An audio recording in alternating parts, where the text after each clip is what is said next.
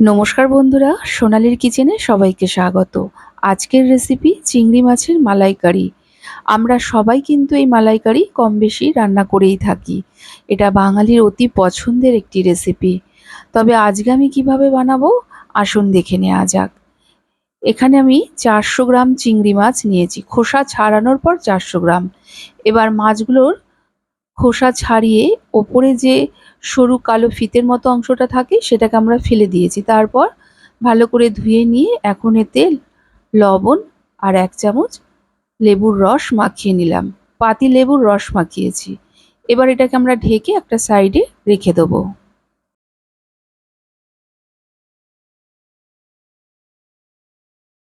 এখন একটা আমরা মশলা বানিয়ে নিচ্ছি। একটা মিক্সিং জারের মধ্যে নিয়ে নিলাম একটা মিডিয়াম সাইজের পেঁয়াজ কুচিয়ে, কয়েকটা রসুনের কোয়া আর 1 ইঞ্চির মতো আদা, আর ঝালের জন্য কটা কাঁচা লঙ্কা। এটার আমরা একটা মিহি পেস্ট বানিয়ে নেব। এটার মিহি পেস্ট বানানো হয়ে গেছে। এবার এর মধ্যে আরও কিছু মশলা আমরা যোগ করব।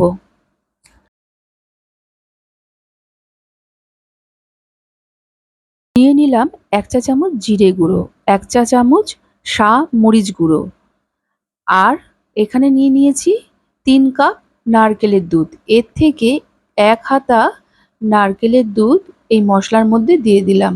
এবার এটাকে ভালো করে মিশিয়ে নেব। আরও 1 হাতা দিয়ে ভালো করে মিশিয়ে এটাকে আমরা একটা সাইডে রেখে দেবো। এখানে আমি মরিচটা কিন্তু ঘরেই গুঁড়ো করে নিয়েছি।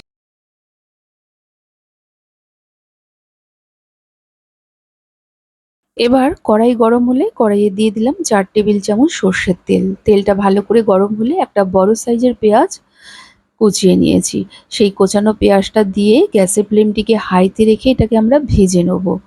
যখন এই রকম কালার আসবে তখন এর থেকে অর্ধেকটা ভাজা পেঁয়াজ আমরা তুলে রেখে দেবো।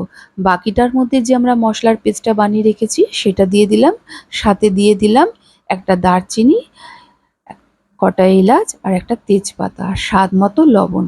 এবার আমরা মশলাটাকে ভালো করে কষিয়ে নেব। এই রান্নায় কিন্তু লবঙ্গটা দেবেন না। মশলা থেকে দেখুন তেল ছাড়তে শুরু করেছে, সেই স্টেজে আমরা চিংড়ি মাছগুলো দিয়ে মশলার সাথে ভালো করে মিশিয়ে আরও 2 মিনিটের মতো আমরা একটু কষিয়ে নেব। তারপর এতে যে আমরা নারকেলের দুধটা রেখেছি সেটা দিয়ে ভালো করে মিশিয়ে নিয়ে গ্যাসের ফ্লেমটিকে প্রথমে হাইতে রেখে এটাকে আমরা ঢেকে দিয়ে রান্না হতে দেবো। যখন ফুটে উঠবে তখন মিডিয়াম ফ্লেম রেখে আরও কিছুক্ষণ রান্না করে নেব।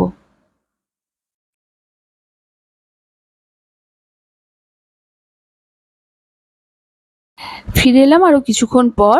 প্রায় এখন 3 মিনিট পর আমি দেখাচ্ছি, দেখুন ঝোলটা অনেকটাই কিন্তু শুকিয়ে এসছে। এখন এর থেকে 1 টেবিল চামচের মতো ঝোল আমরা তুলে নিয়ে ঢেকে দিয়ে আরও কিছুক্ষণ রান্না হতে দেব। এর মধ্যে 1 পিঞ্চের মতো একটু কেশর মিশিয়ে রেখে দিলাম। এটা আমরা পরে ব্যবহার করব। এবার আরও কিছুক্ষণ পর দেখাচ্ছি, দেখুন ঝোলটা অনেকটাই গাঢ় হয়ে এসছে। এখন এতে দিয়ে দিলাম 1 চা চামচ কিশমিশ বাটা আর কটা চেরা কাঁচা লঙ্কা। এবার ভালো করে মিশিয়ে নিয়ে যখন এটা ভালোভাবে ফুটে উঠবে তখন আমরা যে কেশর ভিজিয়ে রেখেছি ঝোলের মধ্যে সেটা দিয়ে দিলাম। সেটা দিয়ে ভালো করে মিশিয়ে গ্যাসের ফ্লেমটিকে হাইতে রেখে এটাকে আমরা ঢেকে আরও কিছুক্ষণ রান্না হতে দেবো। আর এই সময়টা অবশ্যই একটু দেখে নেবেন লবণ ঠিকঠাক আছে কিনা। আমার ঠিকঠাক আছে। এখন 2 মিনিট পর দেখাচ্ছি। আরও 2 মিনিটের মতো জাল দেওয়ার পর গ্রেভিটা দেখুন এখন এইরকম ঘনত্বের আছে।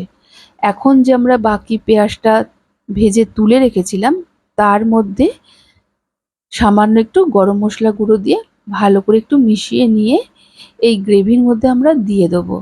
তারপর হালকা হাতে একটু নেড়ে দিয়ে গ্যাসের ফ্লেমটিকে অফ করে এটাকে আমরা কিছুক্ষণ ঢেকে রেখে দেবো। তারপরে এটাকে আমরা সার্ভ করব। চিংড়ি মাছের মালাইকারি বিভিন্ন রকমভাবে কিন্তু আমরা বানিয়ে থাকি। তবে আজকে যে বানালাম সেটা কিন্তু অত্যন্ত অথেন্টিক একটা রেসিপি। একবার হলেও এইভাবে বানিয়ে ট্রাই করবেন।